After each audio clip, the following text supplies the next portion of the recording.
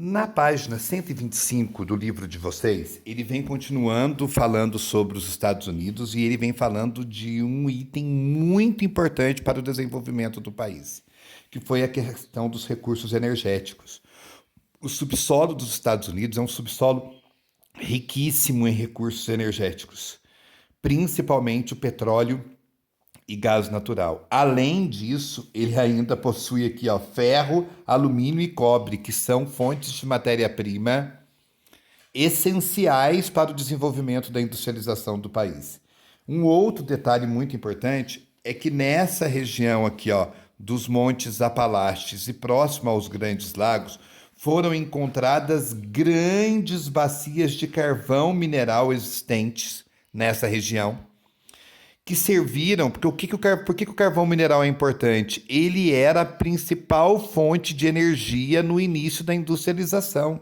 Então, se eles tinham bastante carvão mineral, eles tinham bastante de fonte de energia para poder funcionar as suas indústrias. Tá? E isso fez com que lá no século XIX, ó, a partir de 1800, os Estados Unidos já tivessem uma industrialização muito desenvolvida. Mas com o passar do tempo, o país foi crescendo muito e foi necessitando cada vez mais de fontes energéticas, de recursos energéticos.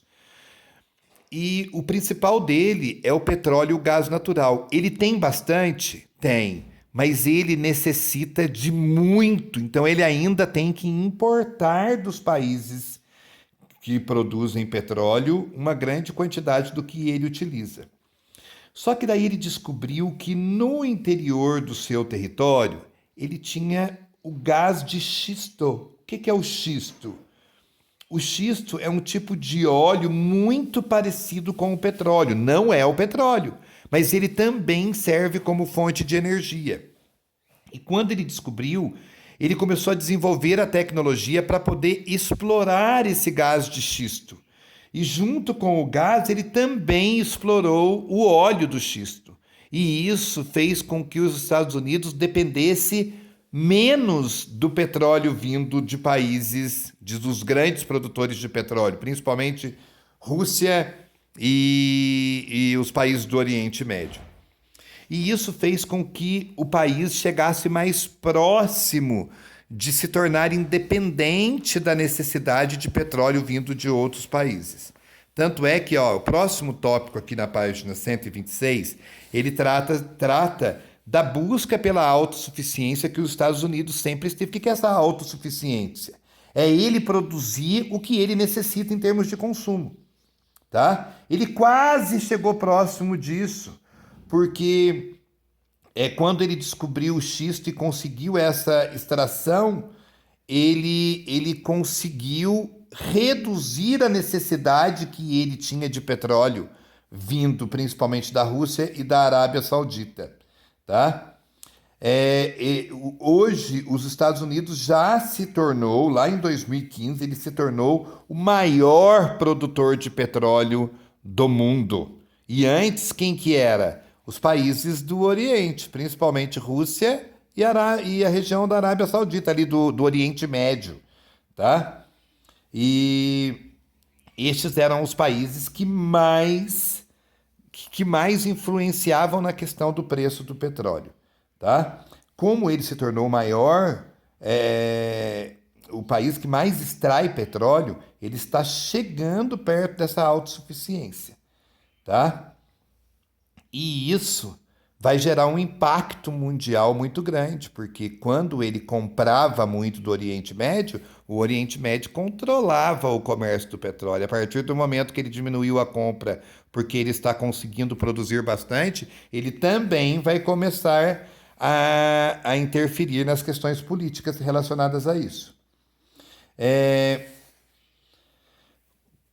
Como os Estados Unidos parou de depender depender tanto do petróleo vindo do Oriente Médio, essa região teve uma perca do poder político que ela tinha sobre o continente americano. E eles também vão começar a vincular o seu comércio com outras regiões, principalmente na África e principalmente com a China, tá? Que vai cada vez mais depender do petróleo do Oriente Médio e da África. E depois ele vem destacando a questão ambiental, porque, poxa, para poder extrair essa grande quantidade de minerais, de óleo, de petróleo, do xisto, isso gera impactos ambientais imensos, tá? E depois ele coloca aqui, ó, que devido ao alto consumo de combustíveis fósseis, os Estados Unidos estão entre os maiores poluidores do mundo, ficando somente atrás da China.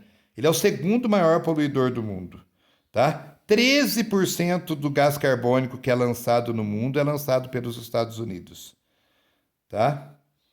E olha para você ver que diferença. O Canadá, que é um país que também está entre os mais desenvolvidos do mundo, já é só 1,8% da emissão. Olha como que ele emite muito menos, que ele é muito menos poluente do que os Estados Unidos, tá? Apesar de toda esse desgaste ambiental, os Estados Unidos vêm vindo melhorando os seus olhos em relação ao meio ambiente, tá? Ele está procurando inovar em fontes de energia limpa para poluir cada vez menos a atmosfera do nosso planeta. Tá? Depois aqui ele vem falando do plano de energia limpa, né, que o Barack Obama implantou e o Donald Trump parou, mas agora o novo presidente já retornou a esse processo da energia limpa. O Biden, né? Depois aqui tem uma foto de uma grande refinaria, ó, o plano de energia limpa, instaurado pelo então presidente Barack Obama, visava restringir as emissões de gases responsáveis pelo efeito estufa. Na fotografia, a área de produção de energia elétrica por combustíveis fósseis na Filadélfia, nos Estados Unidos. Então, o que são os combustíveis fósseis? O petróleo e o gás. Olha como polui, olha quanta fumaça está sendo enviada para a atmosfera. Então, quer dizer que está fazendo com que os geradores funcionem a partir dessa fonte de energia que é bem poluente. Tá? Agora eu vou enviar para vocês um vídeo complementar sobre esse assunto, sobre essa questão energética dos Estados Unidos.